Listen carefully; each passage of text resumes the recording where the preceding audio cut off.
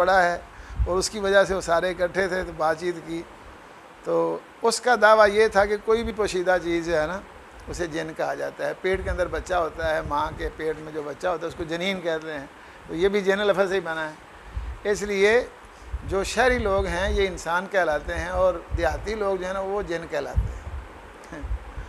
تو پھر میں نے صرف اتنی بات کی اس سے کہ اللہ پاک نے یہ فرمایا ہے کہ ہم نے جن کو انسان سے پہلے پیدا کیا. وَلَقَدْ خَلَقْنَا الْإِنسَانَ مِنْ صَلْصَالٍ مِّنْ حَمَإٍ مَّسْنُونٍ وَالْجَانَّ خَلَقْنَاهُ مِنْ قَبْلُ مِنْ نَارِ السَّمُومِ. وہ فوراً بولا, میں نے میری بات پوری بھی نہیں کہتا, وہ تو جان کی بات ہے, جن کی بات نہیں ہے. میں نے کہا بھی جنین آپ نے نکال لیا ہے جن سے جان نہیں نکلتا. آگے میں نے پڑھے اس میں ابلیس کا ذکر ہے, کہتا ہاں. میں دوسرے مقام پر اللہ پاک فرماتے ہیں وَإِذْ قُلْنَا لِلْمَلَائِكَةِ اسْجُدُوا لِآدَمَ فَسَجَدُوا إِلَّا إِبْلِيسَ كَانَ مِنَ الْجِنِّ. ابلیس جو ہے وہ جن تھا, اور جن جان ایک ہے اور وہ پہلے پیدا ہوا ہے. اور اگر آپ یہ نہیں مانتے تو مجھے بتاؤ کیڑے پرندے, یہ تو مانتے ہو نا ابلیس اب تک موجود ہے.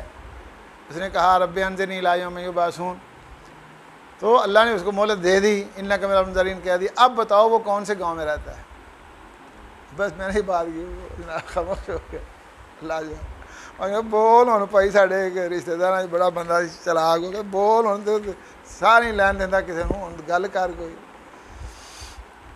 تو بہرحال مطلب میرا یہ ہے کہ اسلام کے بنیادی احکام بھی اگر انسان قرآن کی حد تک محدود رہے تو وہ قابل عمل ممکن نہیں رہتے, نہیں بنتے. اور یہ نہیں ہے کہ یہ ایک ویسے میں نے بات آپ کو سنائی کو لطیفہ ہو گیا یا بات چیت ہو گئی. حقیقت بات یہی ہے کہ قرآن مجید نے وہ باتیں جن کے حوالے سے باقاعدہ جزوی طور پر نصوص موجود ہیں اس میں بھی بعض چیزوں کو نظر انداز کر دیا ہے.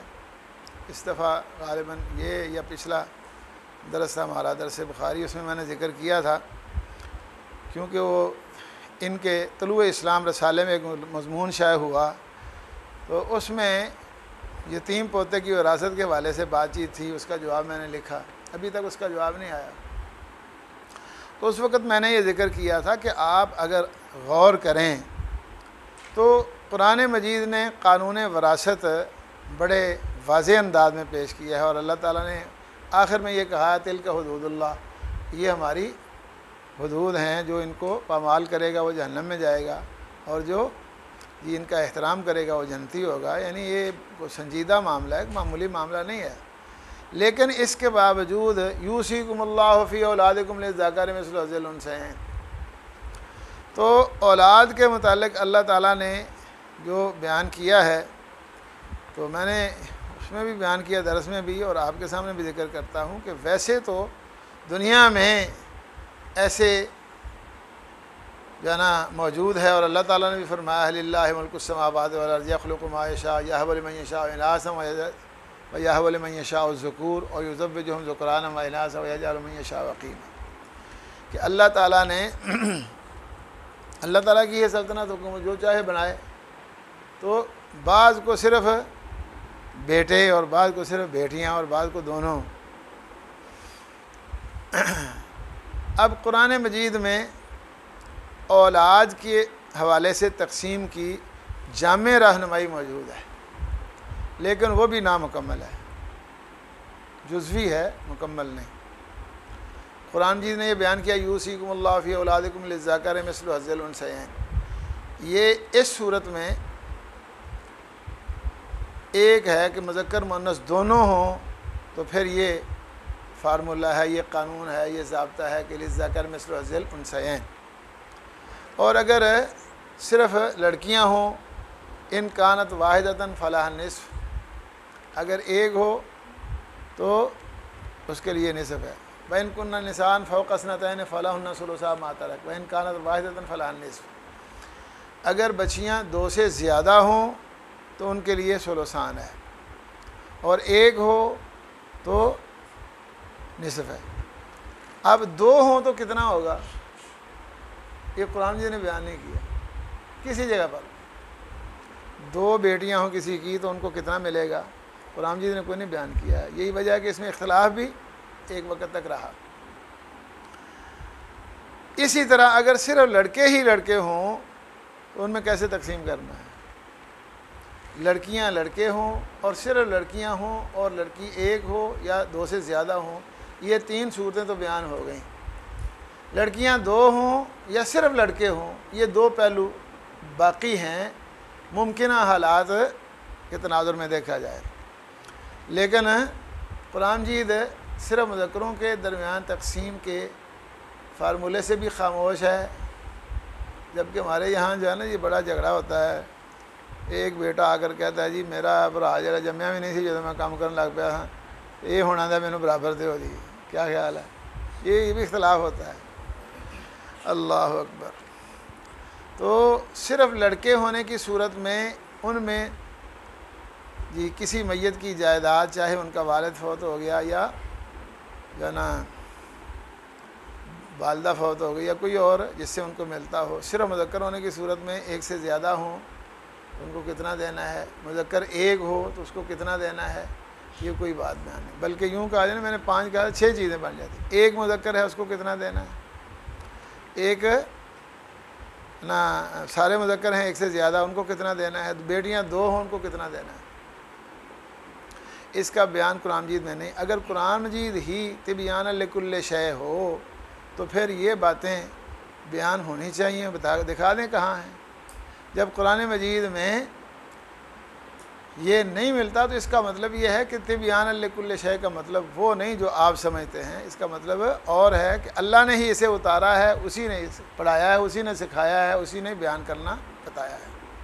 تو اللہ نے اس کی وہ باتیں جو قابل وضاحت تھیں وہ قرآن مجید کے علاوہ دوسری وحی کے ذریعہ بیان کر دی ہیں اور اس کا باقاعدہ ثبوت مل جاتا ہے۔ ایک دفعہ کی بات ہے اور مسجد مکرمہ میں ہوتے تھے تو میرے پاس کچھ پروفیسر حضرات آئے تو وہ طلاق کا مسئلہ پوچھنے کے لیے سوال کیا، ہم نے مسئلہ بتا دیا، لیکن وہ چونکہ پڑھے لکھے تھے اپنے خیال کے مطابق، اس لیے ایسے لوگوں کو سمجھانا کچھ آسان ہوتا ہے۔ میں نے قرآن مجید کی آیات سے ساری بات بتا دی کہ اللہ تعالیٰ کا قانون کیا ہے اور ہمارے یہاں معروف کیا ہے۔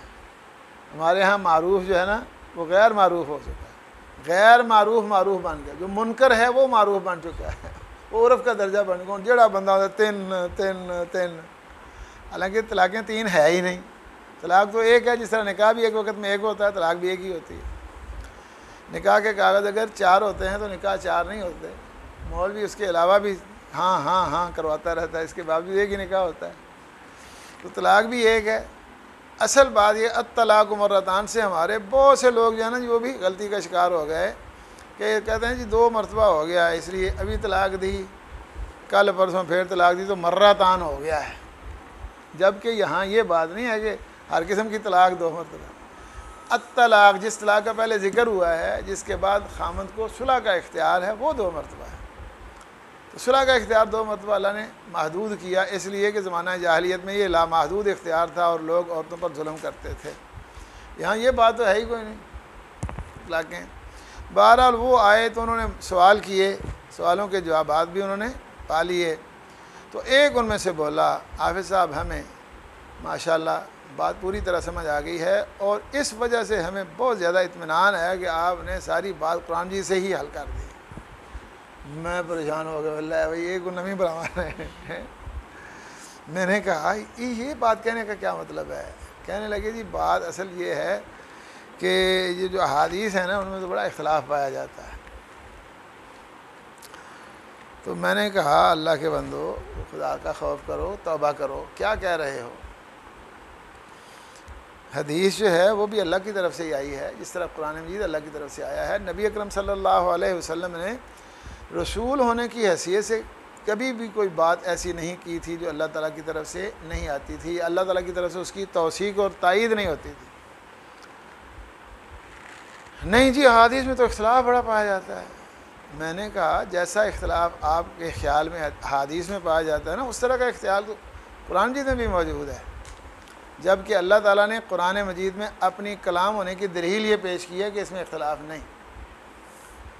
لو کان من عند غیر اللہ لوجدوا فیہ اختلافا کثیرا۔ تو اب آپ دیکھیں میں نے کہا جتنی بھی کتابیں آپ پہلی ہیں ان کے اندر لوگوں کی دستبرد رہی، لوگ اپنی کارروائی سے کرتے رہے تو ان کے اندر اختلاف ہو گیا۔ ایک ایک موضوع پر کتنے کتنے اختلافات پائے جاتے ہیں ایک ایک باب میں۔ قرآن مجید میں ایسی کوئی بات نہیں ہے، لیکن حدیث میں بھی نہیں ہے۔ اگر آپ کہیں کہ حدیث میں ہے، آپ یا تو بیان کریں، بیان نہیں کر سکتے، لیکن میں نے چونکہ آپ کے سامنے کہہ دیا ہے کہ جیسا اختلاف آپ کو احادیث میں محسوس ہوتا ہے یا نظر آتا ہے ویسا تو قرآن مجید میں بھی موجود ہے۔ تو کہنے کہ نہیں جی قرآن مجید اختلاف نہیں ہے، حدیث میں ہے۔ میں کو بتاؤ کون سا ہے؟ تو پھر لوگ بنا بھی لیتے ہیں، لیکن ان میں یہ جرت نہیں تھی، نہ ان میں علمی وسعت ایسی تھی۔ وہ اسکول و کالج کے تو لیکچرر پروفیسر تھے، لیکن دین کے علم کے ساتھ ان کا کوئی ایسا تعلق نہیں تھا، اور نہ ان کی کوئی تیاری تھی کہ ان جا کر بتانا ہے، اس لیے وہ بتا نہیں سکے۔ تو میں نے پھر کہا کہ آپ دیکھیں قرآن مجید کی ایک سورت سورہ نساء ہے، اس میں ابتدا میں بھی ایک مسئلہ بیان ہوا ہے کلالہ کا، اور آخر میں بھی بیان ہوا ہے۔ اب کلالہ بے اولاد کو کہتے ہیں جس کا بڑے بھی نہ ہوں چھوٹے بھی نہ ہوں، تو بہن بھائی اس کے وارث ہوں گے۔ تو ایک مقام پر میں نے ترجمے والا قرآن مجید منگوا لیا کہ دیکھ ایک مقام پر کیا ہے، ان کانا رجل یورث کلالۃ او امرأۃ ولہ اخ او اخت فلکل واحد منہم السدس مما ترک وان کانوا اکثر من ذلک فہم شرکاء فی الثلث، کہ کلالہ کا بہن یا بھائی ایک ہو تو اس کو چھٹا حصہ ملے گا، اور اگر ایک سے زیادہ ہوں تو ان کو تیسرا حصہ ملے گا، اور اس میں برابر کے وہ شریک ہیں۔ دوسرے مقام پر بھی کلالہ کا مسئلہ یفتون اللہ یفتیکم فی الکلالہ ان امرؤ ہلک لیس لہ ولد ولہ اخت فلہا نصف ما ترک وہو یرثھا ان لم یکن لہ ولد۔ اللہ اکبر۔ یہاں یہ ہے کہ ایک ہو چاہے بہن یا بھائی اس کو چھٹا حصہ ملے گا، اور اگر ایک سے زیادہ ہوں تو تیسرا ملے گا، اور اس میں سب برابر شریک ہیں۔ اور ادھر کیا ہے کہ اگر کوئی کلالہ ہو اس کی بہن ایک ہو تو وہ نصف کی والے نصف اس کو ملے گا، اور اگر کوئی خاتون کلالہ ہو جس کی اولاد نہیں تو بھائی ہو اس کا، تو بھائی سارے کا وارث ہوگا۔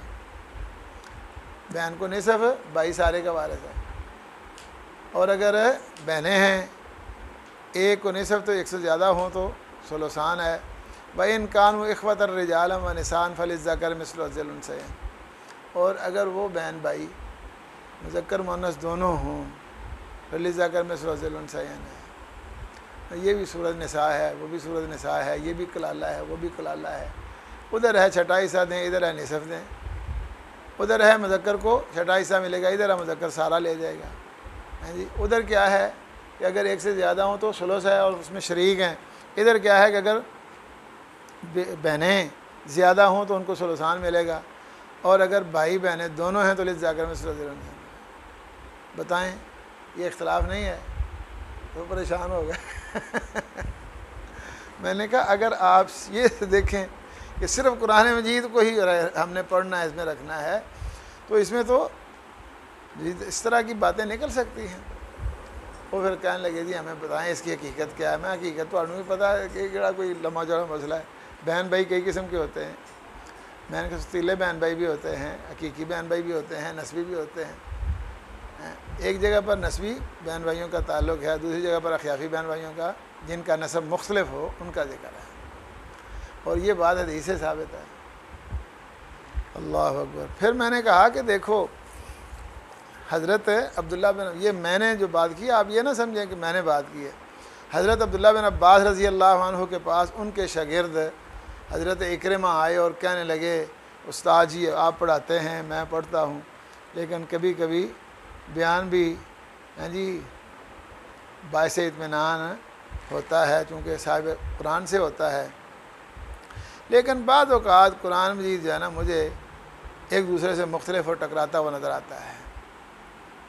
تو حضرت عبداللہ بن عباس رضی اللہ عنہ کہ یہ ڈا سنگا شاگرد اور بات کیسی کر دی ہے، تو انہوں نے کہا کہاں قرآن مجید میں اختلاف نظر آتا ہے۔ انہوں نے 3 آیات قرآن مجید کی پیش کی۔ قرآن مجید میں ایک مقام پر ہے کہ لوگ روز قیامت کو اللہ سے کوئی بات نہیں چھپا سکیں گے. ولا یکتمون اللہ حدیثا. ٹھیک ہے. اور دوسرے مقام پر یہ بیان ہے کہ وہ کہیں گے واللہ ربنا ما کننا مشرکین. اللہ کی قسم، رب کی قسم اٹھا کر کہیں گے ہم تو مشرک نہیں تھے. تو اب یہ تو انہوں نے چھپا لیا، قسم اٹھا کر کہیں گے ما کننا مشرکین. تو ایک طرف ہے کہ چھپا نہیں سکیں گے، دوسری طرف ہے کہ وہ کہیں گے ہم مشرک نہیں تھے. اسی طرح قرآن مجید میں ایک مقام پر ہے کہ لا انصاب بینہم ولا یتساءلون، کہ ان کو وہاں نسب کا کوئی فائدہ نہیں ہوگا اور نہ نسبی تعلق دار ایک دوسرے سے کوئی بات چیت کر سکیں گے. دوسرے مقام پر اقبل بعضهم علی بعض یتساءلون. کیا خیال ہے؟ اقبل بعضهم علی بعض یتساءلون ہے، اور ایک مقام پر ہے کہ لا انصاب بینہم یومئذ ولا یتساءلون. تیسری بات انہوں نے یہ کی کہ اللہ کے متعلق ہے کان اللہ غفور الرحیم. اس کا مطلب ہے کہ اللہ غفور الرحیم تھا، اب نہیں ہے. اللہ اکبر. حضرت عبداللہ بن عباس رضی اللہ عنہ نے کہا کہ مختلف اوقات میں مختلف حالات ہوتے ہیں. جس طرح کہ ویسے بھی آپ جانتے ہیں کہ تناقض کے لیے 8 چیزوں میں وحدت شرط ہوتی ہے. وہ کہتے ہیں ایک وقت ہوگا جب لوگ دیکھیں گے کہ اللہ تعالیٰ بعض لوگوں کو معاف کر رہا ہے اور ان کے گناہ گار ہونے کے باوجود بعض لوگوں کی غلطیاں جو ہیں نیکیوں میں بدل رہا ہے. تو اس وقت لوگوں کا خیال ہوگا کہ ہم بھی اللہ نے چار چور رواں گے تو چلو آگے بڑھیں گے اور کہیں گے واللہ ربنا ما کننا مشرکین. دیکھو اس وقت مہر لگ جائے گی. کیا خیال ہے؟ وہ کہیں گے لیکن مہر لگ جائے گی. اس کے بعد اس کا مطلب ہے کہ کوئی بات چھپا نہیں سکیں گے. حقیقت بات یہی ہے کہ کوئی چھپا نہیں سکے گا. تو یہ ابتدائی کیفیت ہے ان کی. پہلے وہ یہ کہیں گے لیکن جب ہو گیا الیوم نختم علی افواہہم وتکلمنا ایدیہم وارجلہم، ہاں تو یہ جو زبانی بات تو ہو گئی نا، وہ تو مہر لگ گئی. اب جو عمل ہوئے ہیں وہ بالکل واضح ہو جائیں گے. تو اس کا مطلب یہ ہے کہ ان کی کوشش ہوگی لیکن وہ کامیاب نہیں ہوں گے. اس لیے پکی بات یہی ہے کہ اللہ سے کوئی چیز چھپا نہیں سکیں گے چاہے وہ کوئی کارروائی بھی کریں.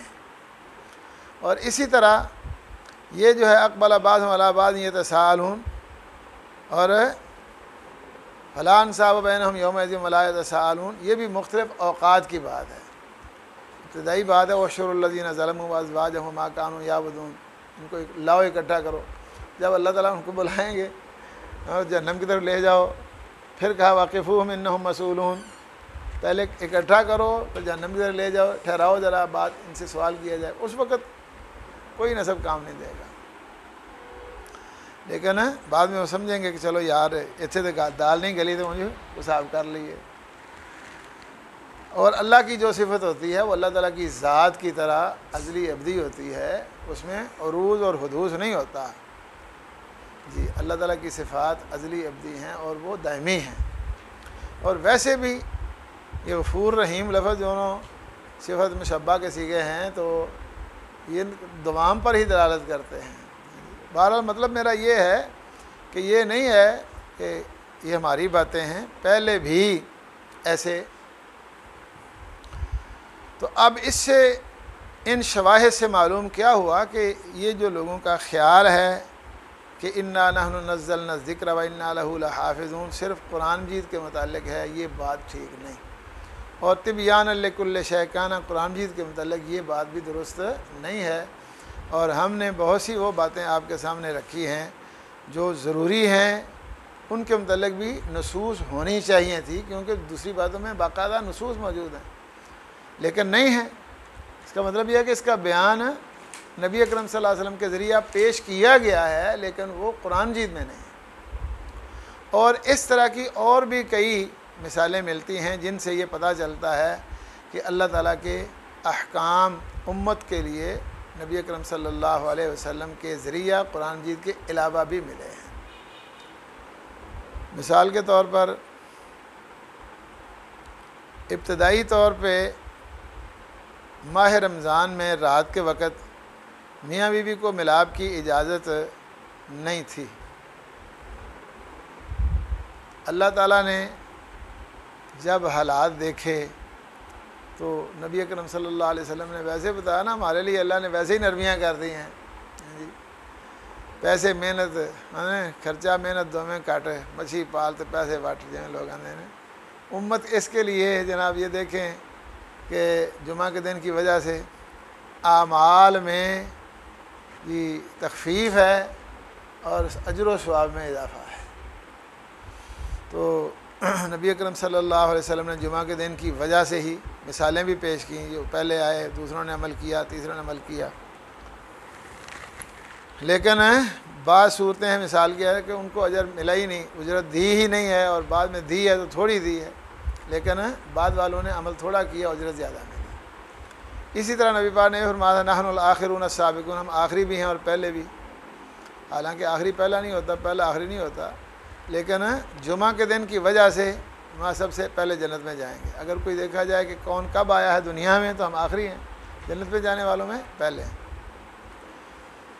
تو بہرحال نبی اکرم صلی اللہ علیہ وسلم نے رسول ہونے کی حیثیت سے یہ بتا دیا ہے کہ مجھے اللہ تعالیٰ نے قرآن مجید بھی دیا ہے اور قرآن مجید کے ساتھ اور بھی کچھ دیا ہے، لیکن لوگ اس کو چونکہ حدیث میں ماننے کے لیے تیار نہیں، اس لیے میں نے یہ عرض کیا کہ اب دیکھیں یہ حکم جو ہے نا، پہلے صحابہ کرام بیان کرتے ہیں کہ عشاء کے وقت سے ہی روزہ شروع ہو جاتا تھا، روزہ مغرب کے وقت افطار کیا ہے، عشاء تک آپ کھا پی سکتے ہیں اور مل سکتے ہیں میاں بیوی اگر ملنا چاہیں، لیکن اگر عشاء سے پہلے سو جاتے ہیں تو پھر سونے سے ہی روزہ شروع ہو جاتا ہے اور پابندیاں بھی لگ جاتی ہیں۔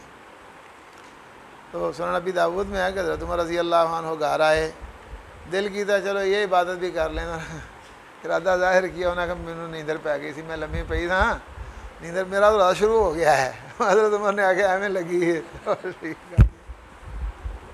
جی۔ اللہ تعالیٰ نے فرمایا احل لکم لیلۃ الصیام الرفث الی نسائکم ہن لباس لکم وانتم لباس لہن، میاں بیوی لباس کی طرح ہوتے ہیں، ایک دوسرے سے بے نیاز نہیں ہو سکتے، اس لیے تمہارے لیے ہم نے یہ عہد کر دی ہے، کھانے پینے کی بھی اجازت فجر تک کر دی اور یہ بھی اجازت دے دی۔ اللہ نے کیا کہا عالم اللہ انکم کنتم تختانون، خیانت اسی صورت میں ہو سکتی ہے کہ اللہ تعالیٰ کا کوئی حکم ہو لیکن اس کی خلاف ورزی کی جائے، اگر اللہ تعالیٰ کی طرف سے کوئی حکم آیا ہی نہیں تو پھر خیانت تو نہیں ہو سکتی، اس لیے خیانت اس کو اسی صورت میں تعبیر کیا جا سکتا ہے کہ اللہ کی طرف سے حکم آیا ہو۔ اب وہ حکم آیا ہے، لوگوں نے اس کی خلاف ورزی کی جسے اللہ نے خیانت کہا، لیکن کہاں موجود ہے؟ قرآن مجید میں تو موجود نہیں ہے، کیا خیال ہے؟ ایسے ہی اللہ پاک نے فرمایا وما جعلنا القبلۃ التی کنت علیہا، قبلہ اول اور قبلہ ثانی سارے لوگ جانتے ہیں، قبلہ اول بیت المقدس ہے اور اب قبلہ بیت اللہ شریف ہے۔ اللہ پاک فرماتے ہیں کہ لوگ واقعتاً کہیں گے، بیوقوف لوگ کہیں گے ما واللہم عن قبلتہم التی کانوا علیہا، یہ وہ قبلہ نو کی ہوا ہے جی، وہ بھی تو قبلہ تھا نا، اتنی دیر اس کے منہ کر کے نماز پڑھتے رہے، اب کیا ہوا ہے؟ میں اس کا جواب یہ دینا ہے للہ المشرق والمغرب،